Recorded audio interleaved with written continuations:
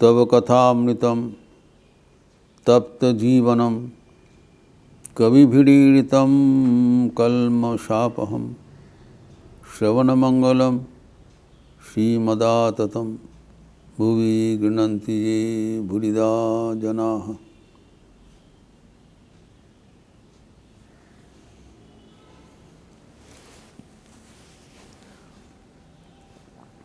आज एक महत्वपूर्ण दिन है, डे ऑफ डेज। आज श्री माँ शारदा देवी की जयंती है, जन्मतिथि है। कृष्णा सप्तमी में माँ की आविर्भाव हुआ था।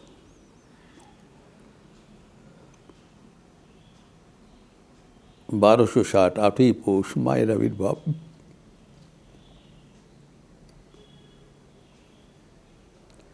मायलडे दूर करिते त्रिता पेरोताप।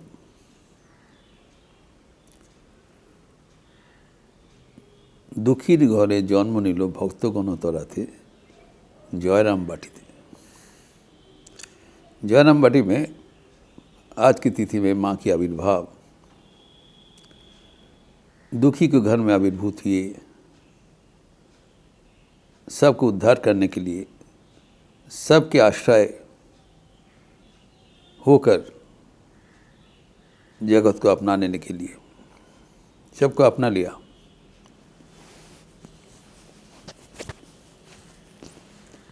भगवान के आश्रय बिना हम निराश्रय हो जाते हैं, अनाथ हो जाते हैं। इसलिए स्वामी विवेकानंद इस युग के परम आश्रय श्री रामकृष्ण के ओर सबका आह्वान किया। उनके वंदना में गीत में, जो कि हम हर शाम आरती के उपरांत गाते हैं, तस्मात् तमेव शरणम मम दीन बंधु। श्री रामकृष्ण ही हमारे एकमात्र आश्रय है। सबको उनके शरण में जाने से सब समस्या का समाधान। लेकिन श्री रामकृष्ण जानते थे वे एक आध्यात्मिकता के प्रखर अग्नि है, ज्वलंत त्याग के प्रतिमूर्ति है, जिनके पास आम जनता, साधारण व्यक्ति नहीं पहुंच सकते हैं। हम तो चाहते हैं भगवान हमारे सहारा हो जाए, भगवान में हमें आश्रय देने के लिए तैयार है, कि हम पहुंच पाएंगे?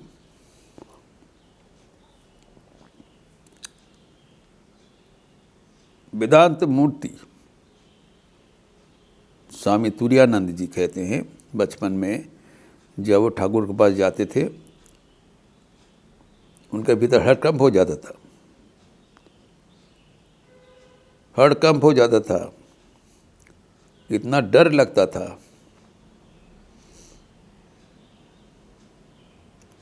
कि कैसे इतने पवित्र मूर्ति के नज़दीक में मैं पहुंचूंगा। उसको पता था श्री रामकृष्ण कौन थे।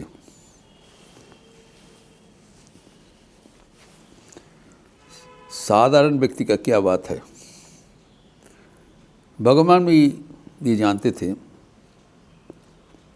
कि जिनके लिए वो आए हैं वो उनके पास पहुंच नहीं पाएंगे। इसलिए अपने आध्यात्मिक विवाह को समेटकर एक दूसरा शरीर परिग्रह करके सबके सामने उपस्थित है, वो है श्री माँ शारदा।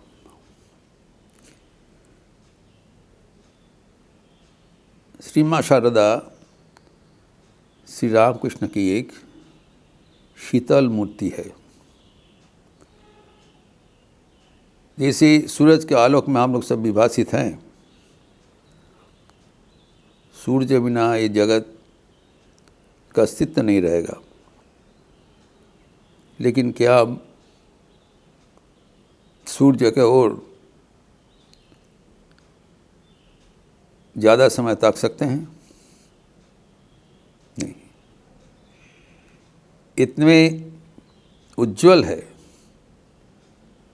हम उसको नहीं तक सकते। लेकिन उनका ही एक प्रतिफलित रूप चंद्रमा, जो कि हमारा प्यारा है, चांदा मामा सबके मामा है, सबके प्यारा है। चंद्रमा का कोई रोशनी नहीं रहता है, सूर्य का रोशनी ही प्रतिफलित होकर चंद्रालोक रूप से हमारे सामने उपलब्ध है। लेकिन वो शीतल है, वो हमें आनंद प्रदान करते हैं, स्निग्धता से हमारे मन को भरपूर कर देते हैं। वैसे ही शारदा रूपी श्री राम कृष्ण हमारे सबके आश्रय है।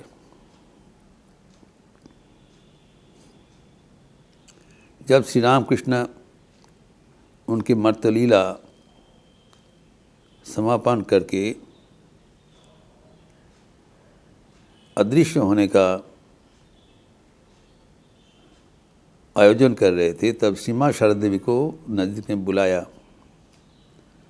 और कहा, अभी वो शरीर से तुम्हें अनेक कर्म करना पड़ेगा। ए আর কি করেছে তোমাকে অনেক করতে হবে।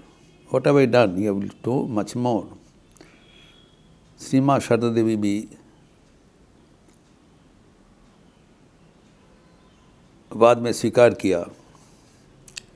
ठाकुर ने चुना हुआ कतिपय उज्ज्वल रत्नों को अपना लिया था, लेकिन मेरे लिए चींटी का साड़ी भेज दिया। और इसलिए सीमा शारदा किसी को प्रत्यक्षण नहीं किया। जो भी आते थे सबको ग्रहण करते थे, सबको मंत्र दीक्षा देते थे, सबको आश्रय देते थे और ठाकुर के पास पहुंचा देते थे।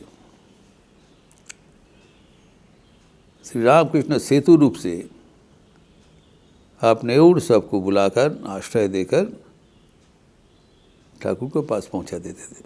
अभी भी कर रहे हैं।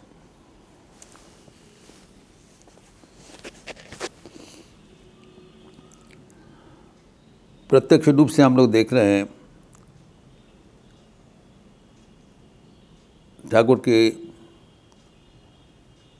अंतर्धान के बाद, अदृश्य होने के बाद, अदृश्य मैं इसलिए बोल रहा हूँ कि ये नहीं है ठाकुर वर्तमान नहीं है, वर्तमान है, सबके भीतर है, लेकिन दृश्यमान नहीं है पहले के भांति जैसे जीवित काल में थे।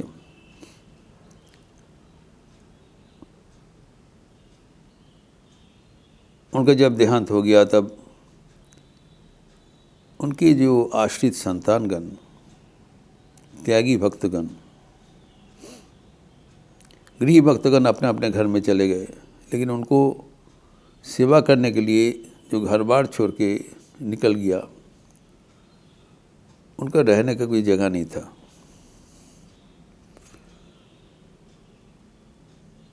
जो मकान ठाकुर के लिए किराए पर लिया गया था, उसका म्याद ख़त्म होने के बाद और कोई दूसरा मकान लेने का लिए कोई आवश्यकता नहीं था, ठाकुर ही है नहीं। लेकिन उनके संतानगण निराश्रय हो गए।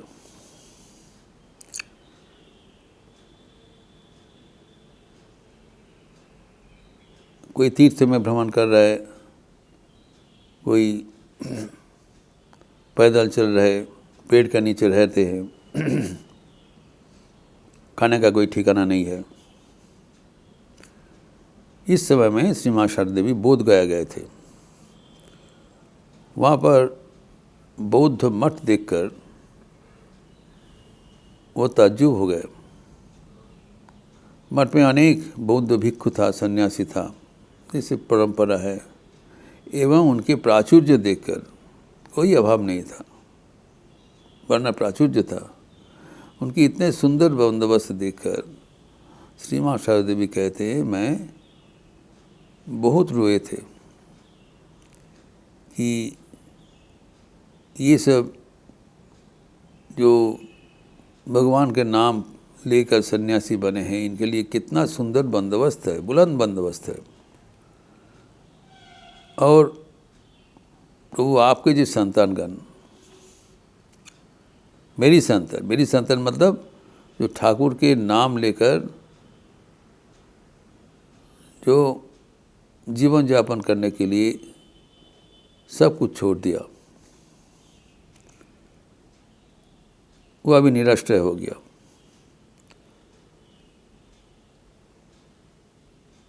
और एक चीज़ है, जो रामकृष्ण मठ के बनने के लिए माँ शारदा देवी जो प्रार्थना किया था, वो न केवल सन्यासियों के लिए,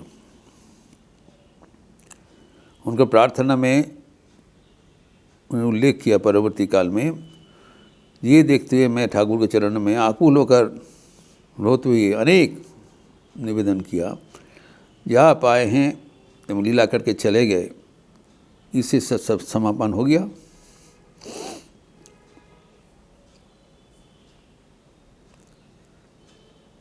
ये तो नहीं होना चाहिए।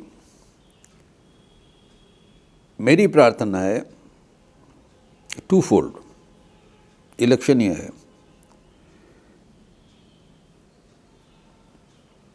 आपके नाम लेकर जो त्याग का जीवन अपनाएंगे, उनको रहने और खाने के लिए कोई अभाव ना रहे, ऐसी बंदोबस्त कर दो।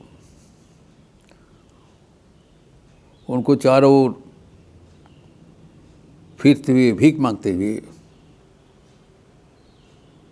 देखकर मेरी जननी हृदय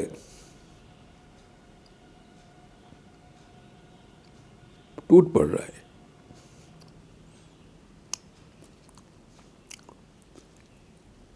ये नहीं होना चाहिए। और दूसरा प्रार्थना, मेरी इच्छा है इन लोग आपका नाम लेकर एक जगह में रहें, आपका अलौकिक जीवनी तथा वाणी चर्चा करते रहें, प्रचार करते रहें, अपनाते रहें, एवं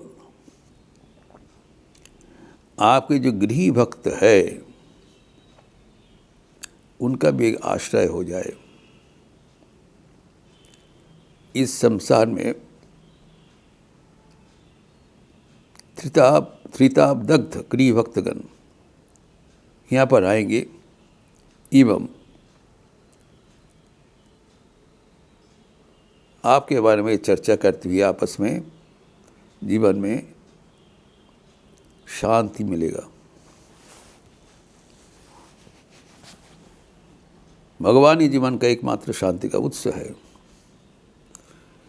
तो आपका भाव संरक्षण करने के लिए एक जगह होगा, जो कि त्यागी भक्तगण उनको संरक्षण करेंगे, मेंटेन करेंगे, रहेंगे, एवं गृह भक्तगण वहाँ पर आकर जब भी फुर्सत मिलेगा शांति एवं आनंद प्राप्त करेंगे। ये दो कारणों के लिए मैं प्रार्थना किया था, तभी आज इतने सारे मठ मिशन का जो आश्रम आदि तुम लोग देख रहे हो, मैंने बताया। यहाँ पर जो त्यागी भक्त का एक चरम आश्रय मार्ग बनाया, एवं गृही भक्तगण को एक सांत्वना शांति का आश्रय माँ का प्रार्थना से हुई, और अभी भी माँ का इच्छा से वो चल रहा है एवं चलते रहेंगे।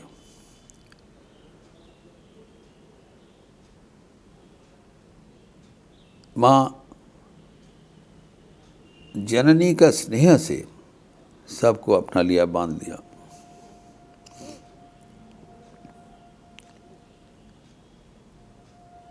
वो सबके आश्रय प्रदान किया। एक बार पॉलपट आश्रम के तदनीतन अध्यक्ष माँ के पास आके एक विचित्र प्रार्थना किया। उन्होंने कहा, आश्रम का अध्यक्ष स्वामी केशवानंद, माँ पहले ये लड़के लोग, ब्रह्मचारी लोग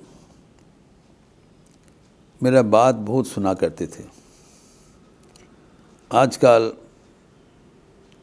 कभी कभी आपके पास आ जाते हैं, बेलूर मठ में भी जाते हैं, और यहाँ पर आपको पास रहने से इतने जो आपका प्यार मिलता है, और फिर यहाँ पर और बेलूर मठ में खाना पीना भी अच्छा होता है। ग्वालपाड़ा में तो उतना नहीं है, तो यहाँ पर अच्छा अच्छा खाना मिलता है। इसलिए इन लोग फिर समय पर वापसी नहीं होता है। एवं वहाँ पर आने से भी इतना हमारा ओबीडियंट नहीं रहता है, बाध्य नहीं है। क्योंकि जानते हैं इसका दूसरा एक जगह है, कुछ असुविधा होगा तो वहाँ चले जाएंगे, आपके पास आ जाएंगे। आप एक निर्देश जारी कर लीजिए कि आपके पास आने से किसी को रहने का अनुमति नहीं मिलेगा, तब उन लोगों को वापस जाना ही पड़ेगा और हमारा आज्ञा भाव हो जाएगा। ये सुनते ही माँ बहुत विचलित हो गए। बोले, तुम हमारा मुंह से क्या निकलने चाहते हो? इन लोग मेरा संतान है। संतान को माँ कभी वापसी नहीं कर सकते हैं। सबके लिए बराबर का आश्रय है, ये कभी नहीं होगा।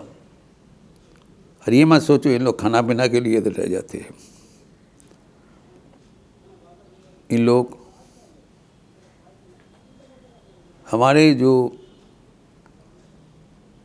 संघ है, हमारे जो संसार है, वो प्यार पर आधारित है,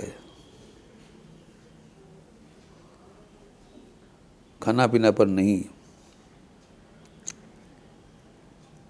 We are all tired by the cord of love।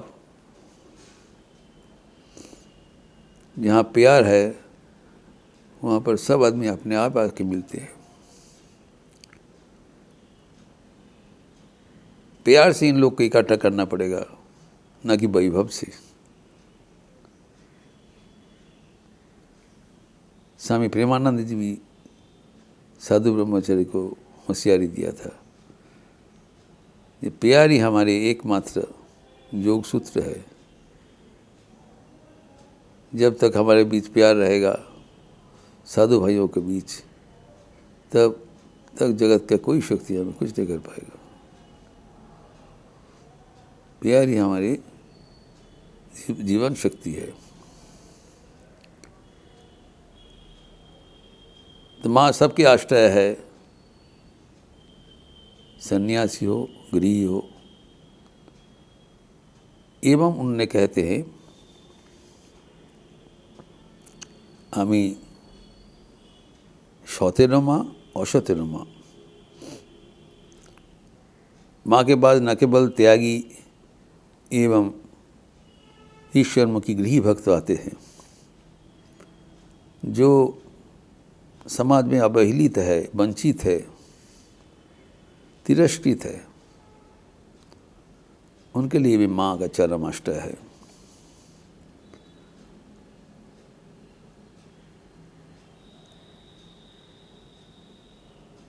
एक ओर से हम देखते हैं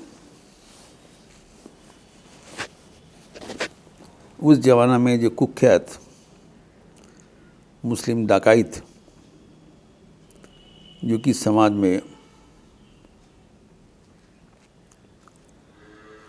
से बहिष्कृत था, वो भी माँ के पास स्थित।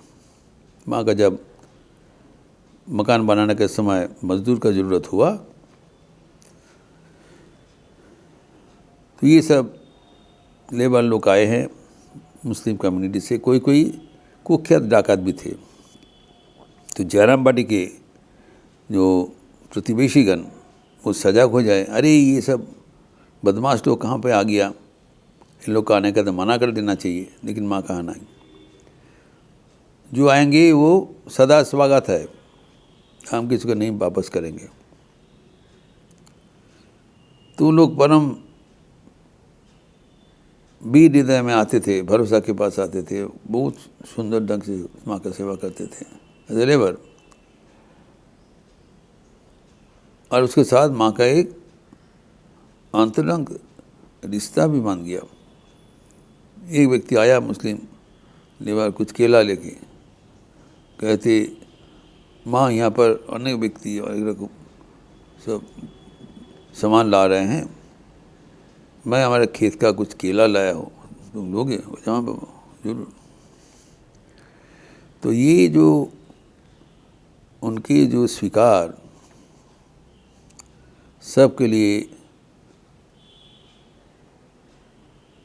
दार अनावृत है। जो तूती डकाइत हमजाद फेमस स्टेटमेंट, शरद जैसे मेरा संतान है, हमजाद भी वैसे संतान है। शरद महाराज रामकृष्ण मठ मिशन के साधारण संपादक, माँ के भारी उच्च कोटि के साधक, और हमजाद अवहेलित एक मुस्लिम डकायत। माँ कहते हैं दोनों ही हमारे लिए बराबर है, कोई फर्क नहीं है। यही है माँ का आश्रय के सूत्र।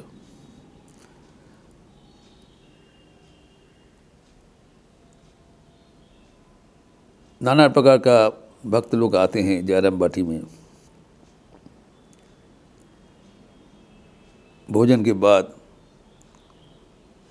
मैं झूठा पत्तल माँ उठा लेते हैं, साफ करते हैं।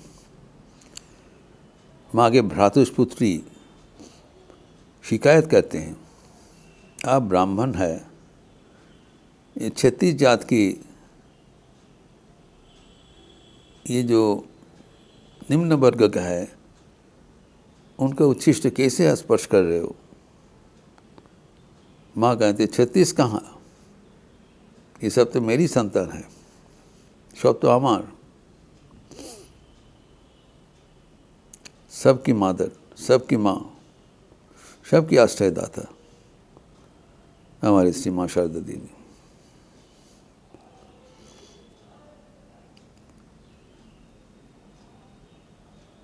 जो विदेशी महिलाएं हैं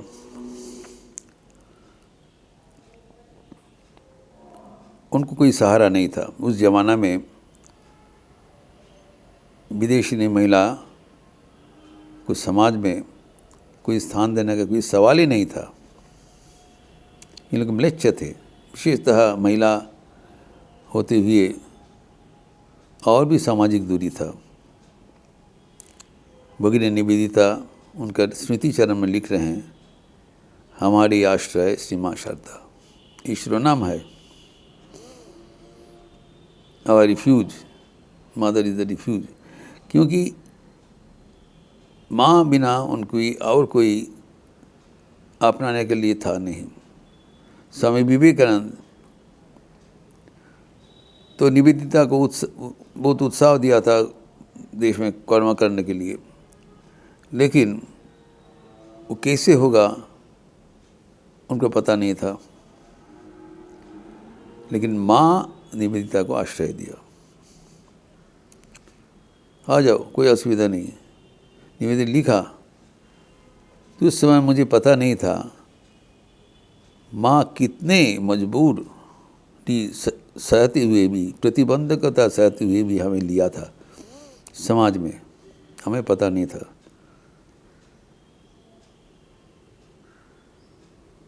स्वयं अपना प्रसाद मुझे खिलाया,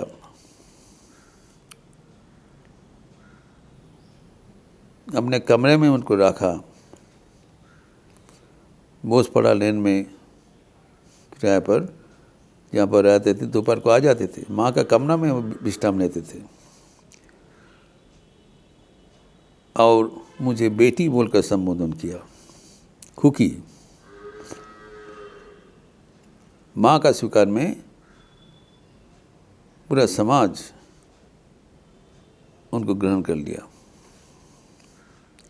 ये सुनते हुए स्वामी विवेकानंद का बड़ा संतोष था, बड़ा संशय था कि निवेदिता तो काम करने में इच्छुक है, लेकिन समाज क्या उनको प्रवेश अधिकार देंगे। माँ का आश्रय से सब कुछ हो गया। इसलिए निवेदिता उल्लेख किया, हमारी जो पाश्चात्य महिलाएं हैं, भक्त महिला है, माँ हमारे आश्रयदात्री है। माँ के लिए ही हम लोग कलकत्ता में आकर काम कर सका।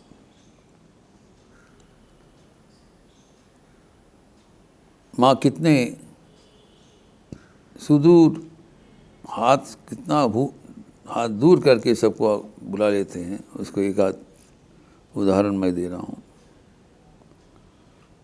एक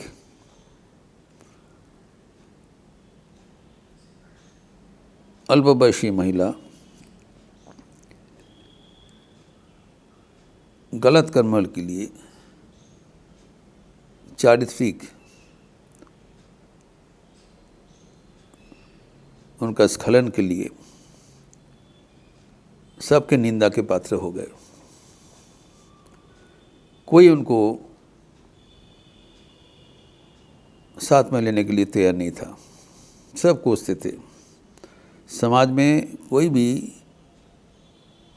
उनको ग्रहण नहीं किया, विशेषतः उच्च वंशीय महिलागण। लेकिन माँ का दरबार में उनको प्रवेश अधिकार था। माँ उनको सहारा आश्रय दिया। ये सुनकर, ये देखकर बड़ा संतोष हुआ। तो माँ के जो आश्रिता भद्र महिलागण थे, उन लोग भी शिकायत किया कि ये जैसा एक रमणी यहाँ पर आने से हम लोग नहीं आ पाएंगे, ये तो पतिता है, निंदनीय है, हम नहीं आ पाएंगे। तो बहुत बात आगे बढ़ा। तब स्वयं गोलाब माँ नेतृत्व दिया। उन्होंने माँ को बताया, माँ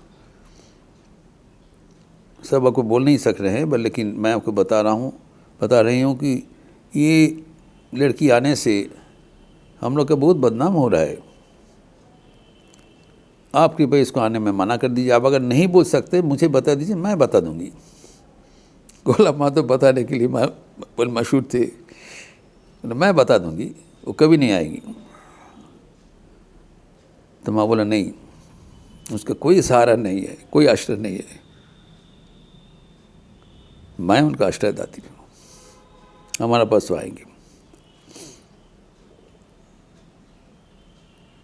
तब यह सुनकर ठाकुर की एक विशिष्ट भक्त महिला मंतव्य किया है, अगर ये माँ के पास आएंगे तो हम लोग माँ के पास नहीं आएंगे।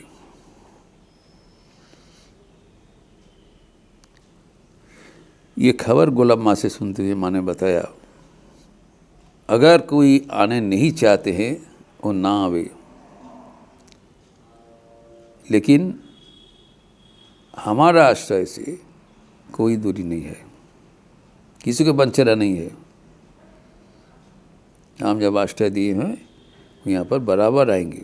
अगर किसी को पसंद ना हो, उनका मर्जी है।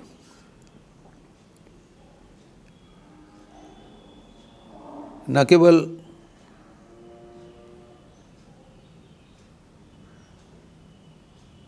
दुखी मनुष्य है, सबके लिए पापी मनुष्य। गिरीश चंद्र घोष, जब इतने उनका मन में उलझन था, कहीं पर शांति नहीं मिला, तब निरंजनानंद जी उनको लेके जयरामबाटी गए थे। उन्होंने बद में किया है, बद में लेटर ही मेंशन, माँ के पास आने से ही उनका मन शांति से भरपूर हो गए, आनंद मिला, आश्रय मिला। न केवल मनुष्य, मनुष्येतर प्राणी के लिए माँ की आश्रय उन्मुक्त है।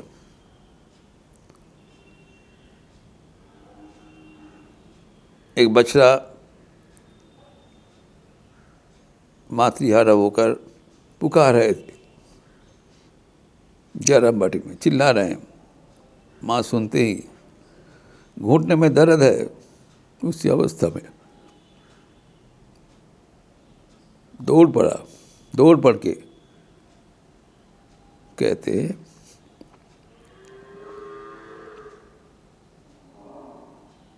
जाई माँ जाई। ये जो दुखी संतान के पुकार, वो मनुष्य हो और कोई जानवर भी हो, माँ के कान में पहुँचते हैं। और माँ का आश्रय सबके लिए उन्मुक्त है। इसलिए माँ कहते हैं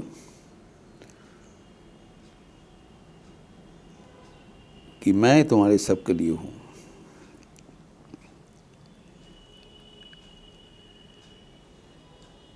जो वाणी ईसा मसीह हजारों साल पहले सबके लिए उद्गार किया था, Come, all ye that are heavily laden, come unto me, I shall give you rest. जो जहाँ पर दुखी भक्त हो, दुखी जना हो, हमारे पास आ जाओ, मैं आपको आश्रय प्रदान करूँगा, विश्राम प्रदान करूँगा। वही वाणी इस युग में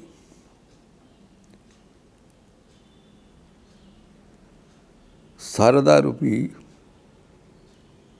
रामकृष्ण के उद्गार से अनुरणित हुआ।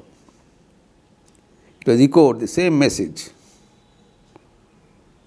भाव्य हमारा क्यों न थक।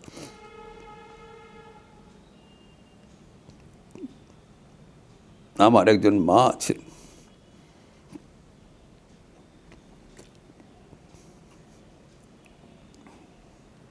सोचना अगर हमारे और कोई अपना ना रहे,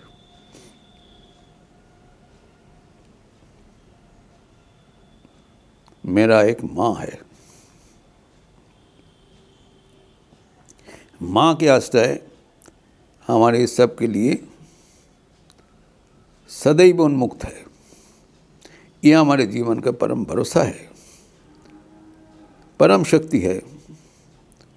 और आज उनके ये पावन जयंती पर उसकी याद करते हुए हमारे जीवन को आगे बढ़ाना चाहिए, भरोसा के साथ, आनंद के साथ, निश्चिंतता के साथ। माँ हमारे लिए सदैव विराजमान है, पहले भी थे, अभी भी है, आगे भी रहेंगे।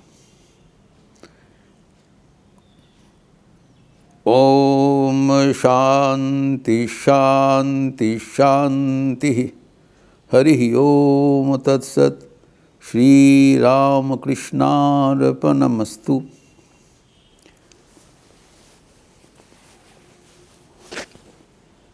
आज नाना प्रकार का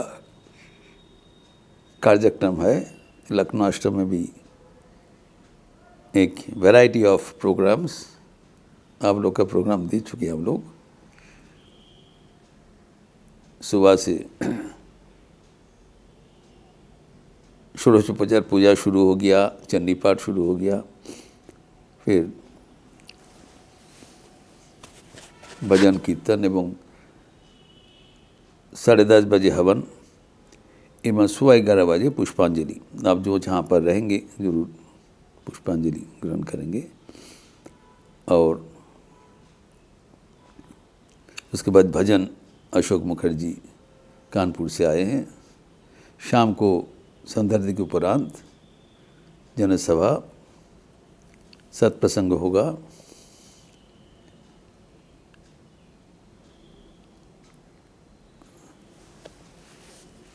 बनारस से आए हुए हैं स्वामी शेषानंद,